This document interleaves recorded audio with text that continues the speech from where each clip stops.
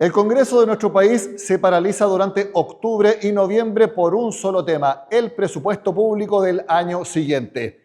Y en cadena nacional, el presidente Gabriel Boric despejó la duda. El gasto fiscal crecería 1,7% para 2026, año en que ingresa una nueva administración al Poder Ejecutivo. Queremos analizar este erario fiscal junto a la exdirectora de presupuesto y también directora del Centro de Políticas Públicas de la Universidad San Sebastián, Cristina Torres, a quien le agradezco por estar con nosotros. Cristina, bienvenida al noticiero de Renta 4. Muchas gracias, Nicolás, por la invitación a conversar con ustedes, por supuesto, este tema tan interesante. Exacto, muchos políticos le dicen que es la ley más importante de cada año y la primera pregunta es bastante general. ¿Qué te parece este aumento del gasto público de 1,7%?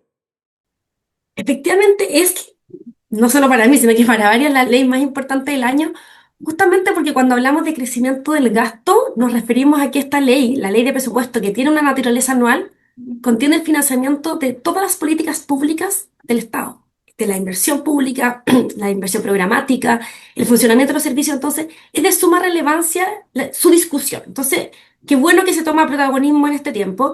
Y este 1,7 hay que mirarlo con mesura. Si bien los primeros trascendidos implican y dan como arrojan como resultado que se trataría de un gasto mesurado, de un gasto austero, si uno lo compara con la trayectoria de crecimiento del gasto que hemos tenido en los últimos años, sobre todo prepandemia.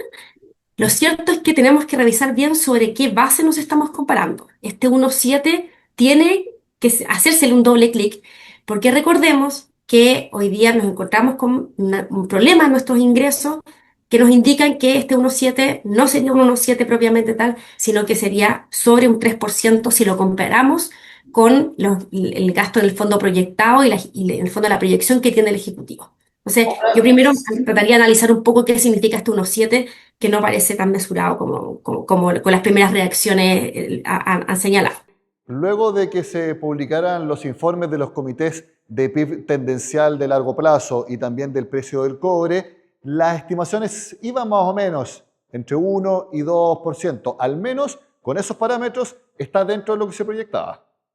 Exactamente, justamente ese es el punto, Nicolás, porque si uno en el fondo observaba los últimos datos públicos, hoy día la ley de presupuesto entró ayer en la noche, hoy día ya estamos conociendo algo del texto, pero más o menos a las 11 de la mañana vamos a tener la cuenta del proyecto, las partidas y por supuesto el estado de la hacienda pública, el informe de finanzas públicas que nos permiten conocer todas las cifras macro que acompañan el presupuesto.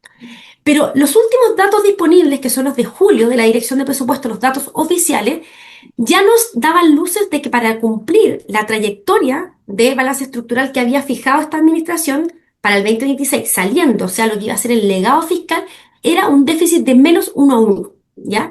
Entonces, con ese compromiso y con los datos que teníamos hasta antes de conocer los parámetros que tú señalas, el gasto tenía que caer. Al conocerse los resultados de los comités, efectivamente se dio un respiro y entregó un espacio de gasto. Y eso es correcto, el 1,7 está dentro de ese parámetro. Pero ¿qué es lo que sucede? Llevamos 3 años de déficit fiscal y que principalmente se ha dado por problemas de contención en el gasto, pero también por sobreestimación de ingresos. Tenemos hoy día nuestra base de ingresos sobreestimada.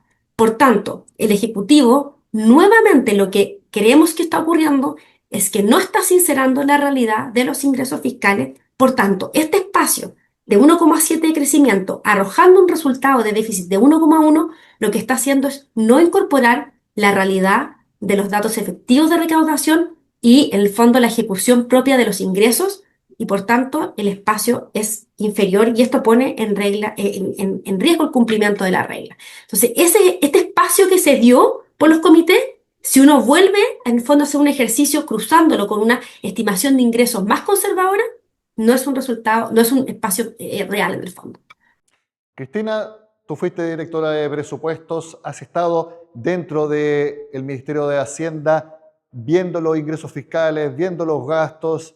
Te quiero preguntar, estos cálculos que tú mencionas que se han hecho, no sé si la palabra es de manera incorrecta o son aquí malos cálculos de ingresos o aquí se hicieron caso omiso de las señales y simplemente se tiró para adelante el gasto público, porque yo estoy de acuerdo contigo, muchos decían que para cumplir la trayectoria de déficit, ¿verdad?, de ir a la convergencia fiscal, el gasto tenía que caer.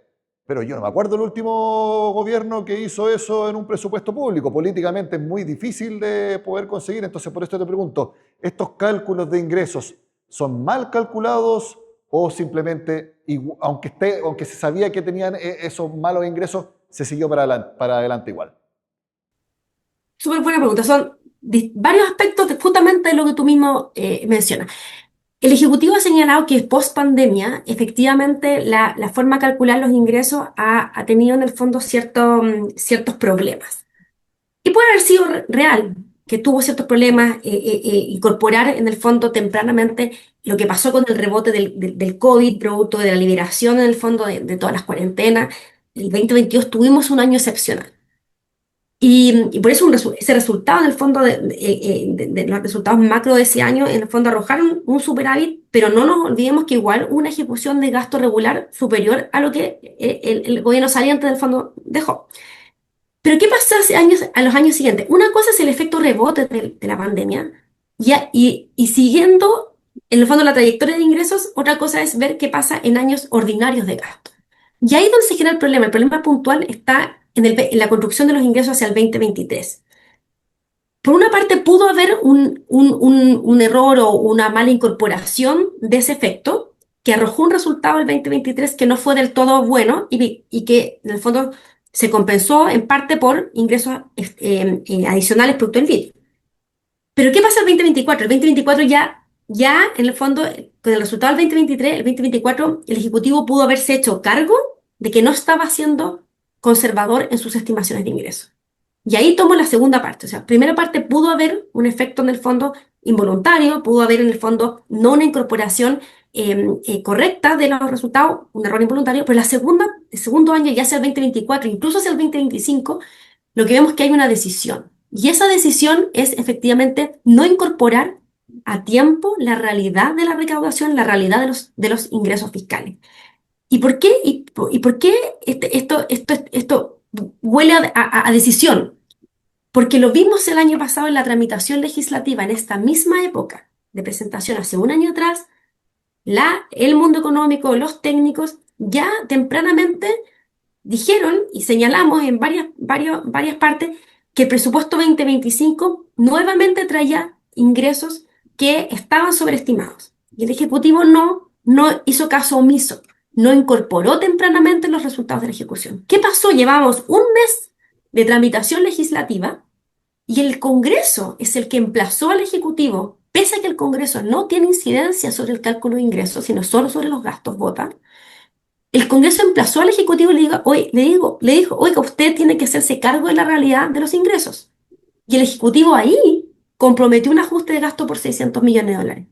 Entonces, efectivamente, hay decisiones, porque a un mes de cifras fiscales, ese dato lo tenía Hacienda, solo que no lo incorpora a tiempo.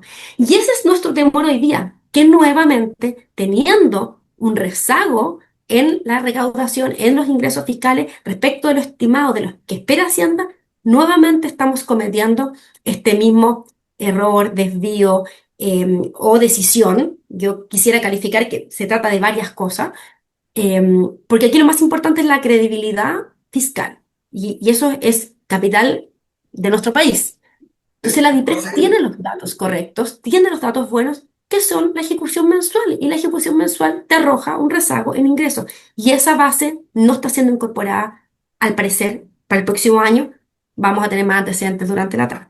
Sí, de hecho yo quiero sincerar que esta conversación con Cristina Torres la hacemos miércoles 1 de octubre, más o menos a las 10:20 de la mañana. No conocemos el último informe de finanzas públicas, pero quiero recordar que el primer cálculo de déficit estructural para 2025 era 1,1%.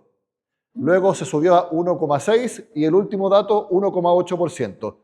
Si mal no recuerdo, ustedes en la Universidad de San Sebastián elaboraron un informe que decía que incluso el déficit estructural de 2025 podría ser de 2,5% del PIB. 2,5% del PIB, estamos hablando de unos 10.000 millones de dólares, más o menos. Es que es exactamente. Y ese resultado es producto, ese ejercicio que nosotros hacemos es producto de mirar cómo es el comportamiento de los ingresos del país. cuánto se recauda desde, ese ejercicio nosotros lo hicimos con los datos a julio, del primer semestre del año, los 7 primeros meses del año, y cuánto se recauda ordinariamente en el segundo periodo, bueno, un poquito menos en el segundo semestre.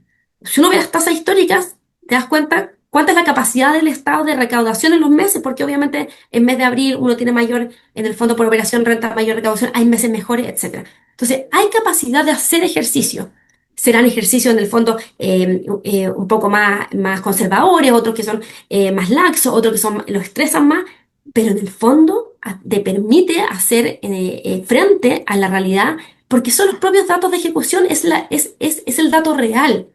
Entonces, eso es lo que nosotros en el fondo emplazamos de que se tome en el fondo sobre qué estimación se está dando. Sí, hoy día Hacienda tiene que recoger el dato de la realidad de la recaudación al mes de septiembre, que se conoció ayer a las 12 de la noche.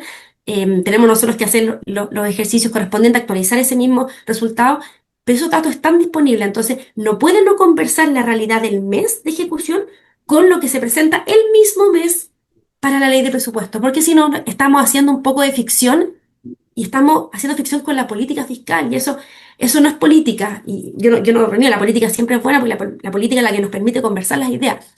Pero esto es política fiscal que nos beneficia a todos, beneficia a la ciudadanía porque estamos hablando del financiamiento de las políticas públicas que van en beneficio de todos. Cristina Torres, exdirectora de Presupuesto, directora del Centro de Políticas Públicas de la Universidad San Sebastián, muchas gracias por estar con nosotros en esta primera mirada del presupuesto 2026, que todavía queda un par de meses para ver cómo sale del Congreso. Que esté muy bien, gracias por acompañarnos. Muchas gracias. Gracias a ustedes también por estar con nosotros en el noticiero de Renta 4. Yo creo que vamos a hablar en las próximas semanas nuevamente del presupuesto 2026. Que esté muy bien.